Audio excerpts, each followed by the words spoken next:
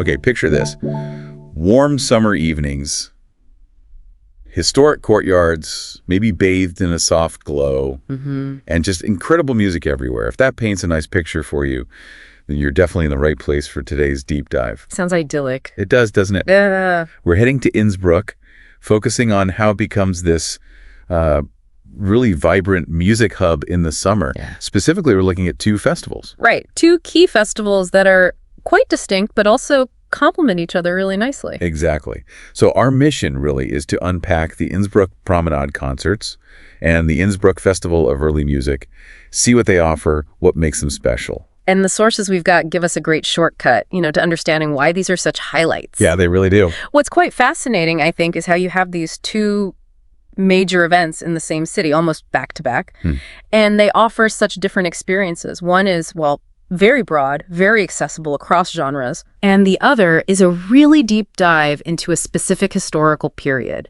It sets things up nicely for some aha moments, figuring out what makes Innsbruck's summer music scene tick. Okay, let's start unpacking that first one then. The Innsbruck Promenadenkonzerte. Okay. So the setting is pretty grand. The Renaissance courtyard of the Imperial Palace. Yeah. Right in the heart of Innsbruck. Hard to beat that for atmosphere. An open-air stage there. Definitely. And these concerts run daily, right up until July 30th. So a good chunk of July. Yeah. And a key practical point, they go ahead whatever the weather's doing. Oh, that's good. So you book tickets, you know you're going to hear the music. Exactly. Rain or shine, the show goes on. Now, looking at the program itself, what really stands out is the sheer diversity. You mentioned that. It's quite a mix. It really is. It's not just random acts, though. It seems curated.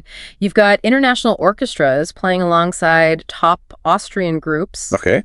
Big names, sharing the stage with exciting newcomers. It bridges genres, classical, traditional, folk, even jazz. So something for almost everyone, but maybe with some interesting combinations. Exactly. Fusing styles sometimes. Creating something a bit new, which you might not get elsewhere. Well, speaking of combinations, one detail really jumped out at me from the sources. A specific collaboration this year. Oh, yeah. What's that? The Upper Austrian Jazz Orchestra. They're performing with Richard Galliano. Wow. Galliano, the French accordion legend. That's the one. So not just any pairing, but a real meeting of, jazz greats with this incredible soloist. That sounds like a must-see. A really unique sound, probably. It points to that curatorial vision you mentioned, right? Pushing boundaries a bit. Absolutely. And it underlines the quality aspect, too. It's not just varied, it's high level. You see that with other groups mentioned, like the Johann Strauss Ensemble or Christoph Mossberger and Dip Blechauf. Right, I saw those names. They consistently bring, huge energy, real emotion, but also serious musical skill virtuosity. So it reinforces that idea. Okay. These promenade concerts aren't just casual park music. It's professional, high-caliber stuff. Precisely. Diverse, yes, but consistently excellent. And for listeners thinking, okay, how do I actually go? The practical side seems pretty easy. Yeah. Tickets are available at the main Innsbruck Information Office. That's Big Robin 3.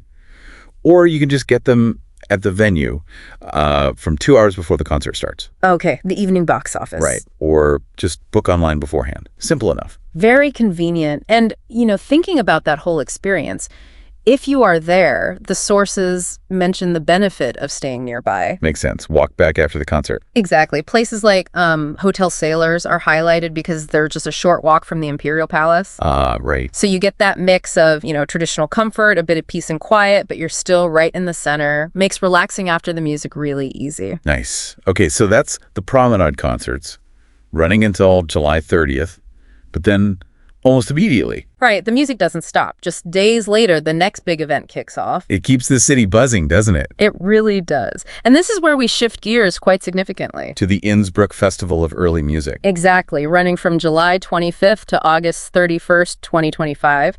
So there's even a little overlap. Oh, interesting. So you could potentially catch the end of one and the start of the other? You could. And this festival, it's a big deal in its field. One of Europe's most renowned festivals for Baroque music. And just so everyone's clear, when we say early music here, we mainly mean... Good point.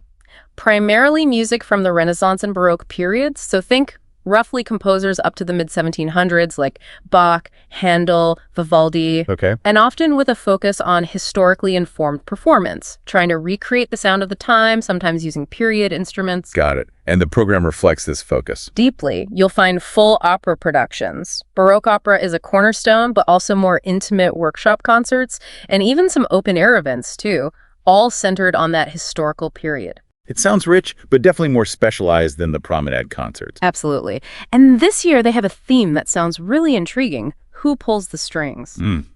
What's the idea behind that?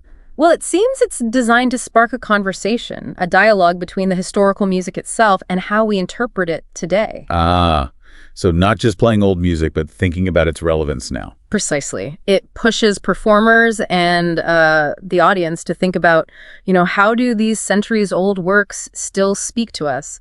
How do interpretations change? Who's really in control of the artistic message, the composer, the performer, the director? That adds another layer entirely. Makes it sound quite profound. Yeah, impressive, profound, but also, the sources say, full of life. It's about connecting the past and present actively, not just treating it like a museum piece. It really highlights the contrast then. You've got the promenade concerts, broad appeal, lots of genres, very accessible. That open-air, almost festive vibe. And then boom, you transition into this deep, focused exploration of Baroque music with this intellectual, interpretive edge, both in Innsbruck, back to back. It's quite a statement about the city's cultural range in the summer, isn't it? It really is. So if you pull back and look at the whole picture, Innsbruck in summer, it really does become this exceptional place for music lovers. It's a true destination. You've got this incredible spectrum from, lively jazz and exciting fusions in a palace courtyard, Right. all the way to these deeply researched, profoundly moving Baroque operas and concerts, something for almost every kind of musical taste, but offered at a really high level. So thinking about that theme from the early music festival, Who Pulls the Strings? It makes you wonder, doesn't it? How so? Well, consider how both kinds of music, we've talked about the modern collaborations at the Promenade, the historical works at the early music festival, how they both use strings. Literal strings on instruments and metaphorical ones. Exactly. Metaphorical strings connecting us to culture, to emotion, to history. It makes you think, what does it really mean for music to, pull the strings on our hearts and minds? How it influences us, evokes feelings. Right. And how do these two very different festivals, side by side in Innsbruck, kind of exemplify that power, each in its own unique way? Yeah. Something to maybe mull over.